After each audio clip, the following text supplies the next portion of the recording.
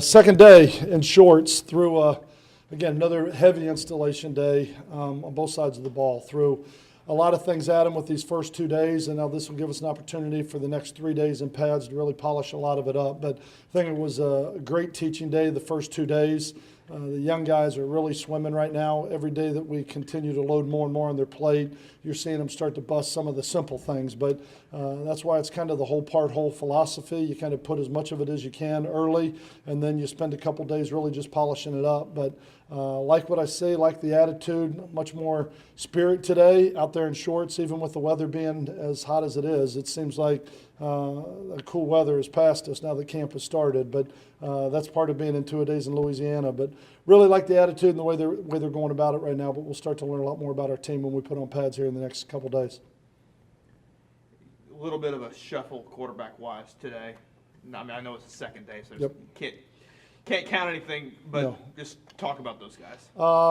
We gave really the guys, the top three, we gave a lot of reps early. I mean, given the two seniors and then the sophomore and Ryan Higgins, and I think they're doing some good things. I mean, they're making some good throws. Still a little bit confused. I know Coach Diaz is doing a lot of different things on defense and throwing them some curveballs, and it's not the traditional looks that you'd like to. It's not 2 + 2 is 4, but it's all good for them. And I think those guys are picking it up and doing some good things with it. The two young guys are very talented. I mean, they're very talented. They make some throws. They look good. They do some things very naturally. We just got to keep working with them, and that's why we, at the end of our 2-hour practice today, we kept all the young guys out there and did about another 15-minute pass scale with them, just so we could slow it down, do a little bit more teaching, and get them a lot more reps. But it's all great work. We can't get enough of what we've done the last 2 days. We could do this for we could do 2 days for 3 weeks this way, just trying to get to where we can get everybody on the same page and install it before we're ready.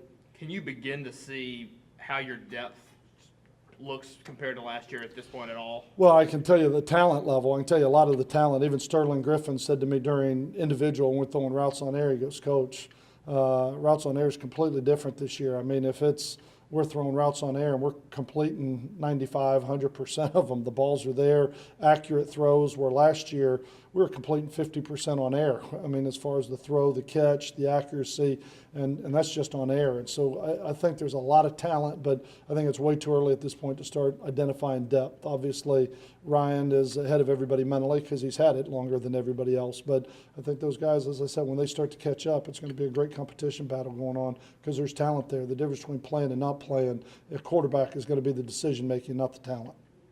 Last year when I first started covering the team, you threw out the word maturity pill. Yes. And you used it again yesterday, so I'm guessing you haven't found this FDA-approved pill. No, but we are still working on it, and if we come up with it, we're going to make a lot of money for everybody coaching around the country in all sports. But it's just with so many new faces that are going on right now, and we talked in the press conference about having 20 seniors, and normally you'd say, wow, we got 24th and 5th year guys that have been in our program for a long time, but that's not the case with this team. 20 seniors, 13 of them are still new faces. 13 of them are guys that have been here for a year or less, and so from that standpoint, we'd still, we're getting there. We're getting better. It's better than it was a year ago, but it's certainly not where we want it to be. And that expression where, we're not where we're going to be, we're not where we want to be, but thank goodness we're not where we used to be.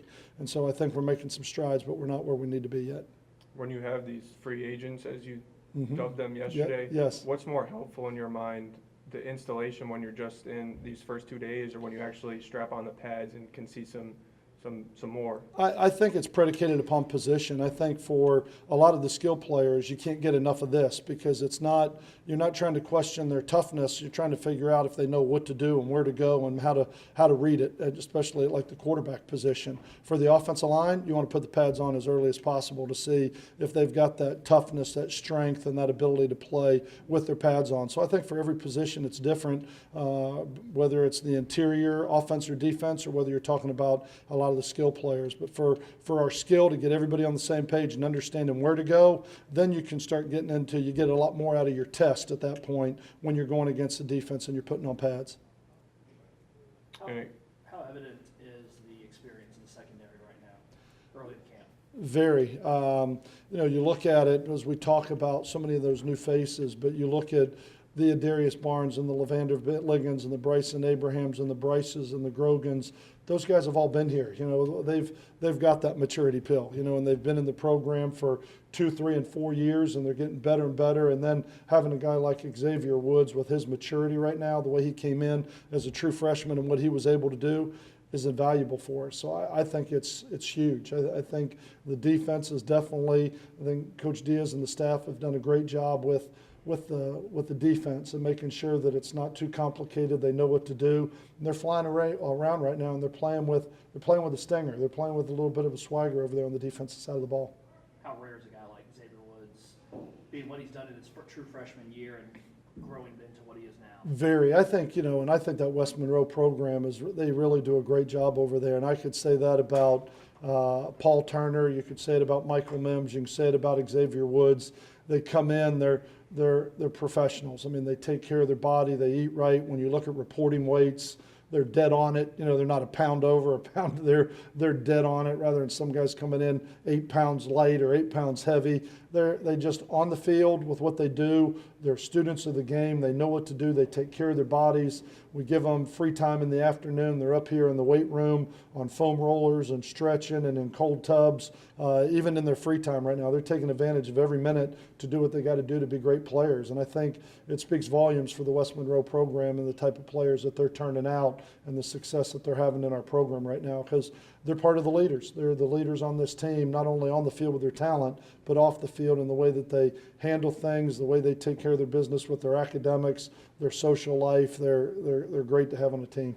When you say this is yesterday when you said this is your most challenging coaching job ever, where does the defense, and you know you had a different defensive coordinator last year opposed to this year, where does that play into things in terms of adapting? And well, I think the staff has done a great job on the defensive side of the ball and coming in and fitting the defense to the personnel we have, putting them in a position where they can have some success, and they're really buying into it.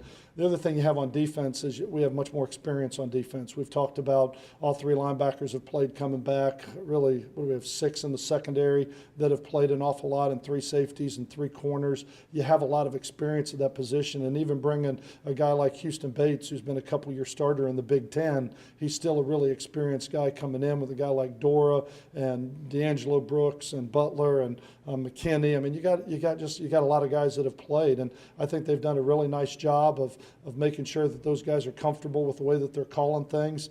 I think our defense, I think the challenge that we have, and I said it in the press conference, is going to be to get this offense to come around early, because I do think our defense has a chance to be pretty good early because of their experience that they have and the great job that our defensive staff is doing with the scheme of things. What percentage would you say your installation's at right this second? Probably different on offense and defense. I would say, Coach Diaz, what would you say you are on defense with installation at this point? Because From a cover standpoint, we're probably 2/3. I mean, I was going to say 75%. I would say the same thing offensively. We're throwing yesterday and today. I was going to say 60 to 70%. All the wrinkles off, all the staples have gone in at this point. What hasn't gone in is the wrinkles off all of it that give you a chance to make adjustments on game day. So the base stuff, most of the base stuff has gone in, but it's those wrinkles and some of those little nuances in every base defense or offense that you have that we still have yet to put in. I saw Vernon walking off when I got to practice. What's up with him? His hamstring was sore from yesterday doing the conditioning test. He should be fine. Any other people that have casualties so far? Not allowed to talk about injuries at this point. I mean, I don't know what that rule is, but there's some rules. You mentioned a maturity pill. What do bringing in guys like Houston Bates and Cody Sokol, they've been in the Big Ten, bring, and are you seeing the players that have been here looking up to them with their experience? Not really. I'm seeing, like we talked about all that experience that we have on defense. I look at Houston as fitting right in. I don't know necessarily that he's setting a new standard, because when I look at the experience on defense, I think it's a welcome deal to have that security. You lose a guy like IK and you replace him with a guy like Houston Bates. I mean, I think there's a comfort level and a trust factor that goes along with all those guys that are playing together. So I don't know that it's necessarily a standard setter as much as it is a comfort level for the guys that are out there playing, as we're building a trust and a confidence amongst each other. What about in terms of off-the-field leadership? Well, I think being very vocal, I think it's been great. As a senior, I think Cody and him have both done a really nice job as leaders vocally. It's the glue, that we talk about, and that leadership is really important.